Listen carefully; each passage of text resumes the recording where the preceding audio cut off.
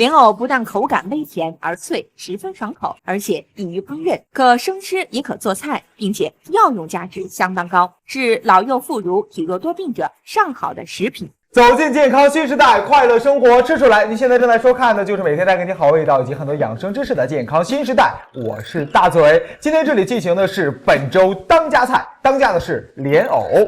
制作腌制莲藕的原料有鲜莲藕、紫甘蓝、生姜、蜂蜜、白醋等。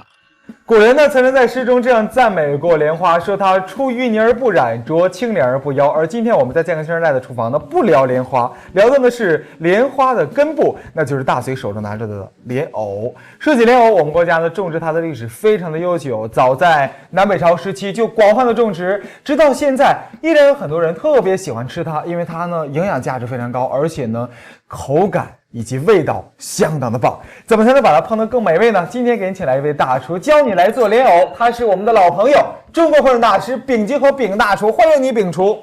大卫，丙大厨来做客节目了，带来好吃的2道关于莲藕的菜品。关于莲藕该怎么吃才能吃得更健康呢？给你解答这些营养问题的是我们的老朋友，我们的营养健康老师、主治医师、医学硕士王静老师。欢迎你，王静老师。大家好。莲藕一看到它的时候，我就觉得呢，它肯定能够清内火，因为它本身好像是凉性的。生吃是凉性的，但是做熟了以后就成了温性的了。就成了温性的了。今天我们大厨呢是做2道菜，都是给它做熟了吃吗？一个是生的，一个是熟的。你看看，一个是凉性的，一个呢是热性的。咱先来生的还是先来熟的？先来生的。先来生的，来一个生的啊！先让我们清清肠道，然后呢吸收一下这个它本身的清香气味。咱先开始说说怎么挑选它，好不好？这个挑选莲藕呢，其实挑选这种根茎类的东西都是一样的，只要看外面这个不要有这个伤疤。没错，因为你有伤疤，尤其这种含水分比较大的，你有伤疤之后呢，它这个坏的就特别的快。没错，这个再一个是呢，这个尽量选一些这个你要尤其做这个生吃的，选上头上这一块。头上的就是你看莲藕是一节一节的，就是短的细的那一块，它这个吃起来它就比较嫩，比较脆。的确，然后呢，我们再看它的时候，从这个颜色上有没有变比？这个上面部分就是偏白，下面这块呢就是颜色比较深，偏黄一些。我们今天是凉拌的，我们最好选的那个偏白一点的，然后小一点的，上面那位置，对，脆一点的，好嘞。第一道菜什么名字？大厨？这个腌制藕丝，腌制肉丝，腌制水粉的腌制，它的腌制，对，让女孩子嘴唇更红润的，非常非常婉约的一个名字。腌制肉丝，藕丝，腌制藕丝。对，现在就来做，把藕切成丝，然后呢，用这个紫甘蓝，这个它的本身的颜色呢，经过一个调制，这可是纯天然的色素。没错，胭脂色。可是你心目中认为漂亮女人的嘴唇是紫颜色的，是不是？腌制藕丝。名字就很写意哈，这边我们呢把藕给它切一下，改个刀。今天要和甘蓝一起来配它，对，给它打个皮。其实说起这个藕哈，你看我们大家都知道它是藕断丝连的，包括以前咱们在节目中也说这藕呢跟藕是谐音，配偶的藕是谐音，寓意着婚姻美满，好事成双，你知道比翼双飞、鸳鸯一对的意思。那其实说起这个藕，它本身呢还有一个特质。就是它呢很有营养，而且似乎是很多人呢只要想降低内火，然后呢只要想清清肠道，都会想到它。对，因为尤其是这个藕啊，生吃，我们说它有一个清热凉血泻火的一个作用，尤其是对那种热性病或者是有热性病出血的那些疾患呢，我们说多吃点藕。而且呢，这个藕呢还有一个作用就是说是通便止泻、健脾开胃。止泻，然后还通便。对。这是矛盾的，对，是很矛盾。这因为藕当中呢含有粘液蛋白和丰富的这种膳食纤维，这粘液蛋白呢可以结合人体的这个胆酸盐，而且呢可以结合食物当中的一些胆固醇和甘油三酯，防止呢脂类的一个在人体的一个蓄积，所以有一个通便的作用。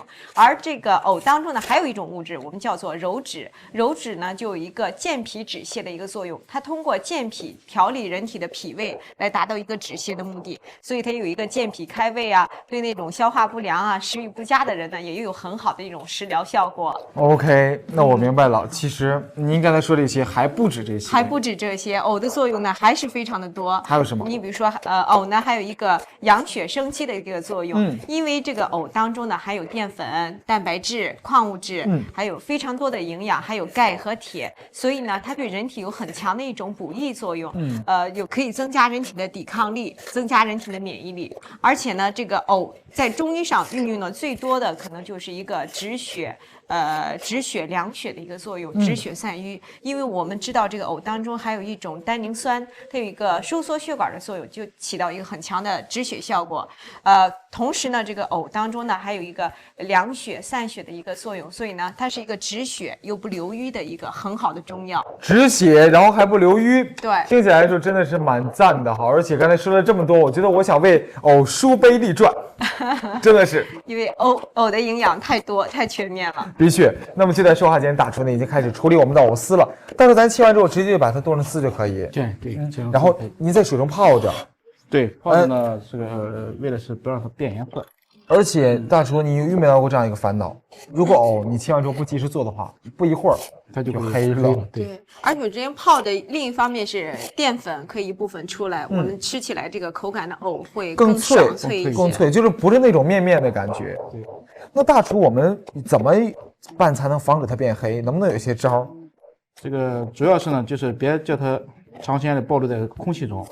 再是呢，这个加一点醋，就主要把这个淀粉呢洗去的。也别氧化了。基本就不会变黑。把淀粉洗去，别让它氧化掉。再是不要跟铁接触。不要跟铁在一块接触。其实呢，这么说的话，我们如果是用的刀啊，包括我们用的一些锅具，都不能是铁，都不能是铁，它跟铁会不能含铁的这种，是不是？包括是不是我们平时处理它的时候，尽量烹调的调味品也保持白皙，不要有别的颜色。对。大厨呢一边切着我们的藕丝，一边呢将我们这个藕丝放进水中，这么拔着它。这个接下来刚才也是洗了一遍，洗了一遍呢，把这个淀粉洗去，淀粉洗去，这样我们先可以倒一点白醋，加一点白醋，对，加这个白醋的目的是什么呢？就是防止变色，就是防止它变黑，对，来点白醋下去，你在家里储存也可以这样，对，这也是一个小窍门。加工这个甘蓝，紫甘蓝，我说实话，我特别喜欢吃甘蓝，因为我觉得甘蓝呢，它特别脆爽，像这个大头菜，但是它要比大头菜美丽漂亮，因为它的颜色太夺人了。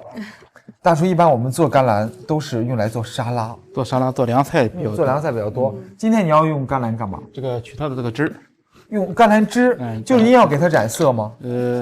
让它变色，让我们的藕变色，让这个甘蓝汁也变色。待会儿你就看到这个，是个悬念，见证奇迹的时刻。可以，我们把甘蓝放进去。其实你看，我们榨这个甘蓝汁呢，一会儿那颜色肯定是特别紫的那种。你刚才说那个大头菜，实际上大头菜和这个紫甘蓝，它都属于甘蓝类的，但是这个紫甘蓝要比大头菜，我们那个大头菜叫绿甘蓝，要比大头菜的营养价值更高。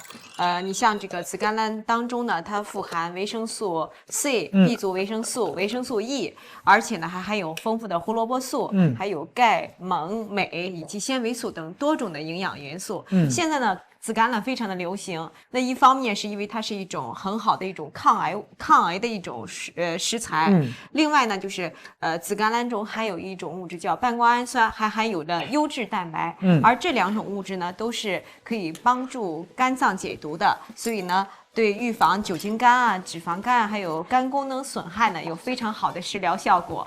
那这么说的话，其实吃点甘蓝呢，搭配到我们的藕里面去，等于是给藕的营养呢又来个推波助澜的食材。就在说话间，那边已经告诉我们了，开始榨我们的甘蓝汁了。大厨刚才也加了一点水，哎呦，真够紫的。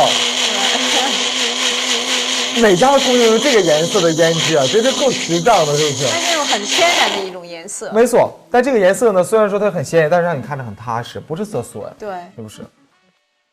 好。我们要给它滤出去。我们想要的甘蓝汁呢，就在这边已经处理好了。接下来大厨咱怎么操作？这个先过滤到碗里，过滤到碗里面，把我们这个甘蓝汁给它取出来。哎呦，这么紫啊！像化学药水一样，但是是天然的色素。哇！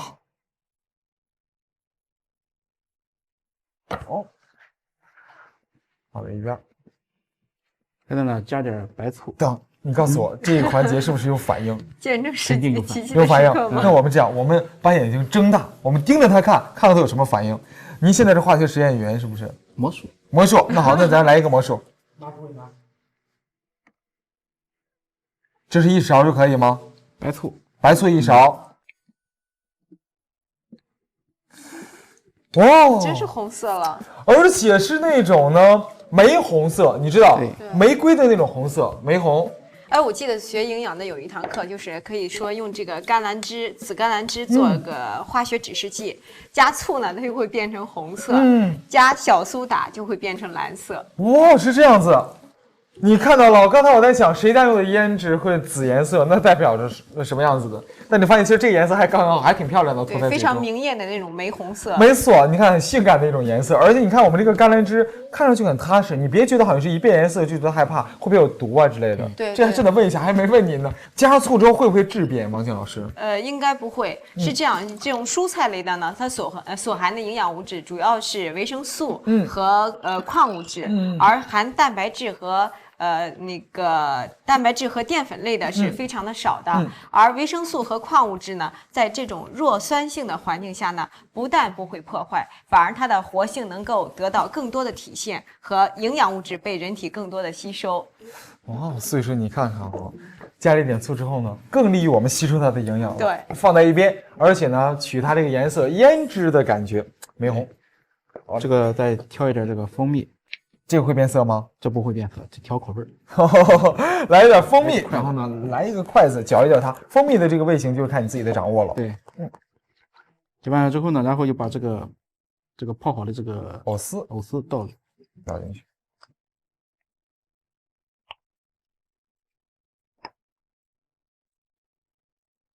哟，这属于是也给这个藕上颜色。今天我们这个藕不是要它通体洁白无瑕的，对，咱要这个抹上胭脂的。抹上胭脂的藕丝，那是出嫁的那天，是不是？这样呢，这个最好是2匙，放在冰箱里呢，冰镇它1个小时之后拿出来就可以了，然后就可以一起来享受它了。看到没？这样一份简单的凉拌菜，经过呢大厨刚才一个小小的化学简单的一个小小的一个实验碰撞呢，变成了非常非常奇妙的色彩，玫红色里面呢拌着脆爽的藕丝，我们一起尝一尝它好不好？现在尝一尝现在的风味。快尝尝我们的胭脂藕丝，来一起尝一尝，王健老师。好，哇！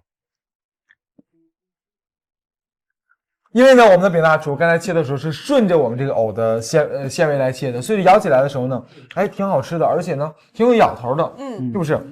然后还吃起来还有点回甜的感觉，这个甜呢就是藕本身的那种甜，回甜的味道，它就好像淀粉的那种，在经过化学反应以后那种回甜了。对，没错，而且我们转化成葡萄糖。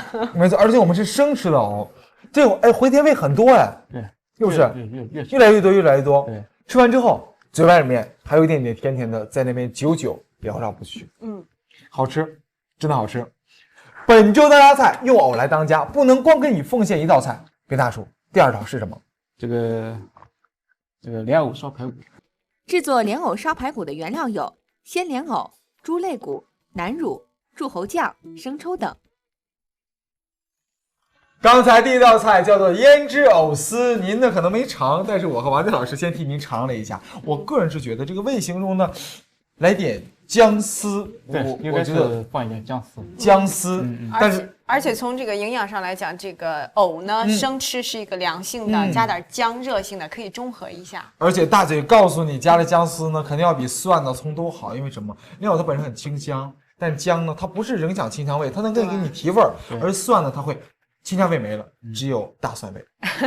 所以说，我觉得饼厨如果加点姜丝就更好了。对，第2道菜也是由饼厨带来的，是什么名字呢？这个莲藕烧排骨。莲藕烧排骨，这个莲藕烧排骨呢，加了一些酱，就是加了一些柱侯酱，还有一些那个南乳。就是您今天有自己的一个小配方。对，这个也不是配方，因为买的都是些成品。成品。在这之前呢，都是用这个各种酱来调制的。现在这个超市都有卖的这些这个柱侯酱啊，包括南乳乳汁啊都有，都现成的。那这样吧，今天呢，大厨带来的第二道菜呢，咱慢慢学。你在家里也做莲藕烧排骨，但是大厨的这种方法你可能真没见过。大厨，咱现在开始好不好？对，先把这个藕呢切条。一般啊，我们如果是9顿的话，都是喜欢大改刀。对，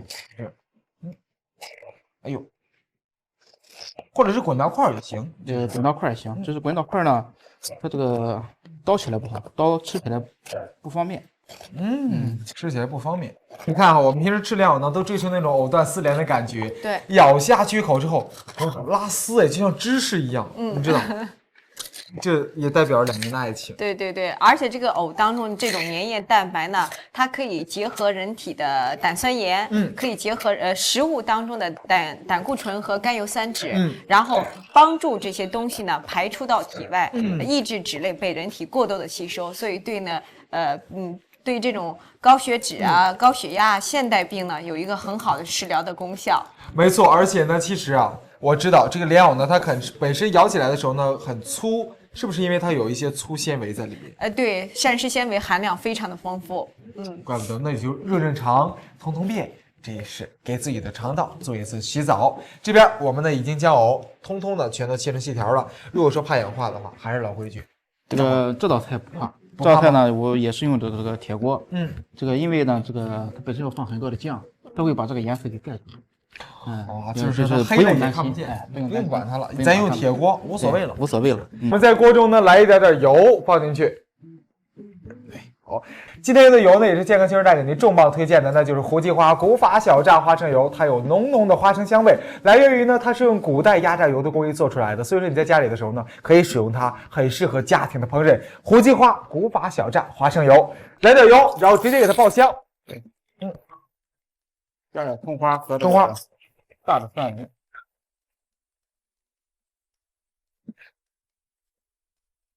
来回煸香它。其实我觉得啊，大厨，咱今天这道菜呢，反正是9顿，干嘛还要把它之前爆锅？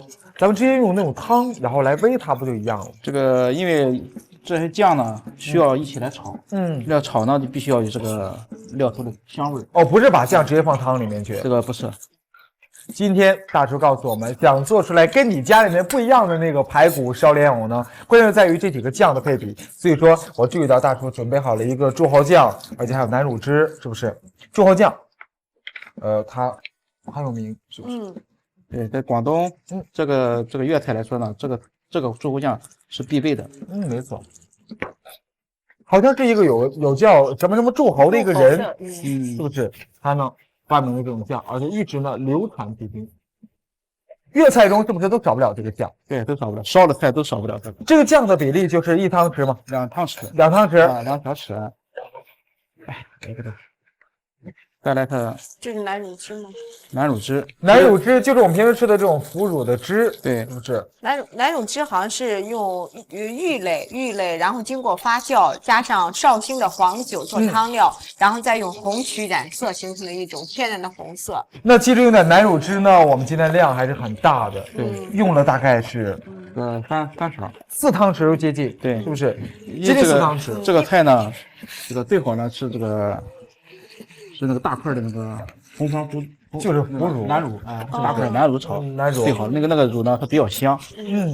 因为这个南乳呢，它是富含这种植物性的蛋白，经过这个酶的作用以后呢，变成氨基酸，它可以大大提升这种菜的这种口感。而且呢，它可以起到一个开胃消食、促进消化的一个作用。包括我们平时涮火锅的时候哈，我们的加料中加点南乳汁，对，味道都是相当的鲜美。但是呢，这种南乳的这种乳制品呢，它在制作的过程当中呢，容易受到污染物的一个影响，产生一种含硫的一种化合物质。这种物质呢，含硫化合物是对人体有害的，所以呢，你吃这种乳制品啊，最好是少吃为宜，不要吃的太多。就是控制住量。对，控制住量。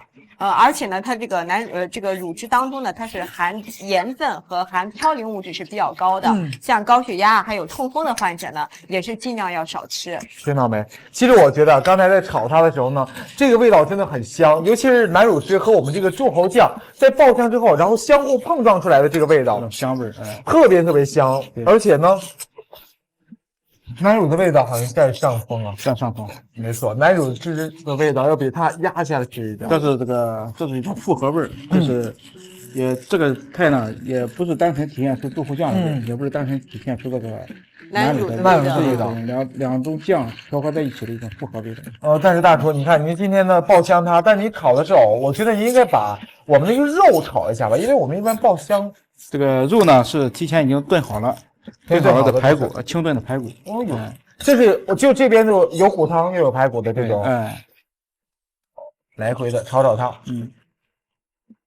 我们在家里面经常要犒劳一下自己的，想想一天工作有多么辛苦，多么不容易，所以说呢，多给自己想着法的、换着样子的来吃各种精致的美食。如果说你在家里面特别喜欢吃这种莲藕炖排骨的话，告诉你，今天这个绝对是你没吃过的，因为有加了南乳汁，有加了柱侯酱，它们的比例呢是2勺的柱侯酱，大概4勺左右的南乳汁。其实我们今天这个菜呢是一个很明显的烧菜，是不是？对。然后我们的炒香它之后，直接把肉放进去，肉是之前已经煲过的，然后利于它成熟，然后加一些它的原汤，这个排骨的原汤，没错。正好有骨汤，还有我们这边好吃的排骨。为什么要炒这个藕呢？因为这个藕呢，它很吸油，是吧？你在这个酱油炒完了之后呢，把这个藕使劲炒，多炒2下，这样呢，它把这个酱汁呢吃在这个藕里，藕的内部，这个也吃一些油，也吃一些酱，这样它这个味道呢，它会进的比较快。进的比较快一些，这样就之前你属于是给它上了一些底味。对，没错。这边要大火烧开，然后慢慢的小火来慢烧嘛，慢烧，烧的这个藕烂了，烧到藕烂，肉已经 OK 了。那好，这边我们就慢慢的烧着，大概呢烧到多长时间？我们这个就刚刚好，烧8、9分钟吧。8、9分钟之后，我们今天的莲藕排骨就正式的上桌了。8分钟已经到了，现在我们这边的排骨呢也烧的差不多了，赶快尝一尝哈，因为我们现在呢很迫不及待尝一尝它现在的味道。先不用急，先不用急吗？味道。再稍加一点糖，来点糖。为什么要在出锅前来糖？因为一开始呢，要用这个乳汁和这个豆腐酱来烧这个糖加在表面就可以。然后这会我们要来点什么？这是酱油。酱油，来点酱油。别说啊，这个酱油淋上去之后呢，我们这个颜色更是暗了很多。然后呢，但是它这种红亮的颜色。而且我们这边能够看得出来，我们这个藕已经很软了，跟之前我们吃的第一道菜那种脆的感觉有点不一样。对，它应该是吃在就是面的，因为它是烧的嘛，那种，烧的好，没错。大火烧开，然后呢，大厨，这就急火收汁行了，急火收，这就可以了。火一关 ，OK 了，好嘞，现在正式的上桌喽。哇，还在滋滋啦啦的响着锅中。大份儿。哇，来个大份儿！大明美食今天给您盛装好做出来的呢，就是我们这边的藕烧排骨，一起来尝一尝好不好？来，一起尝一尝。先来一块藕，尝一尝。